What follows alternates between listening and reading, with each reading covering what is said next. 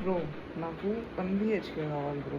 మొత్తం ప్రాపర్ మంచిగా house, bed అన్నీ ఉండాలా, ఫర్నిష్డ్ ఉండాలా, మంచి అమ్యూనిటీస్ ఉండాలా, గేటెడ్ కమ్యూనిటీ కావాలా. బ్రో యాక్చువల్లీ 1 BHK కాకుండా నేను 2 BHK తీసుకున్నాను.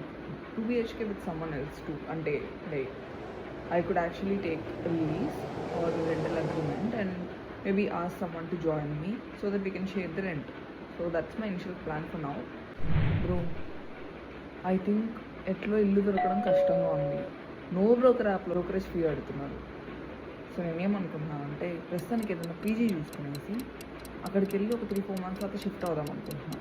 ఏమంటావు? అదే బెటర్ ఐడియా కదా బ్రో.